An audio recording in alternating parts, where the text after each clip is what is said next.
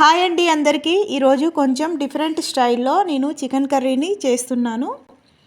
First చికెన్ని marinate చేసి పెట్టుకోవాలి.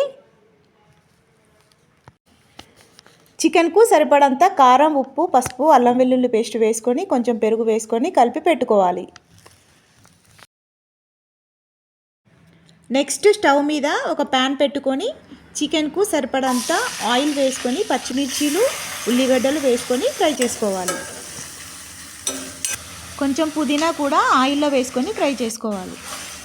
కొంచెం సేపు ఫ్రై అయిన తర్వాత ఎండు కొబ్బరి, గసగసాల పౌడర్ని వేసుకొని కలుపుకోవాలి. ఈ పౌడర్ని ఆయిల్లోనే ఫ్రై చేసుకోవాలి. చికెన్ ముక్కలు వేసాక వేసుకోకూడదు. ఆయిల్లో ఫ్రై చేస్తేనే కర్రీ టేస్ట్ బాగుంటుంది.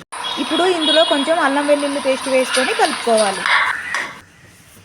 పసుపు కూడా వేసుకొని ఒకసారి మొత్తం కలుపుకోవాలి. ఇప్పుడు ఇందులో మ్యారినేట్ చేసి పెట్టుకున్న చికెన్ పీసెస్ను వేసుకొని ఒకసారి అంతా కలుపుకోవాలి. ఈ చికెన్ ముక్కలను ఒక 10 మినిట్స్ ఆయిల్లో ఫ్రై చేసుకోవాలి. చికెన్ పీసెస్ 10 మినిట్స్ ఆయిల్లో ఫ్రై అయినాక కొంచెం గ్రేవీ కోసం కొన్ని వాటర్ని పోసుకోవాలి.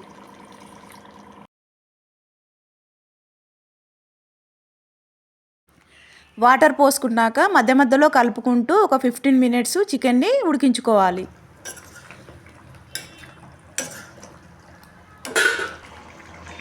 తర్వాత సరిపడంత గరం మసాలా, చికెన్ మసాలా, కొంచెం ధనియా పౌడర్ని వేసుకోవాలి. ఒక 10 మినిట్స్ మళ్ళీ ఉడికించుకోవాలి. ఇప్పుడు చికెన్ ఉడికిపోయింది. ఇప్పుడు ఫైనల్గా కొత్తిమీర వేసుకోవాలి. అంతే అండి, చికెన్ కర్రీ రెడీ. ఒకసారి మీరు కూడా ఇలా ట్రై చేయండి. టేస్ట్ అయితే చాలా సూపర్గా ఉంటుందండి. ఒక లైక్ చేయండి. Thank you for watching.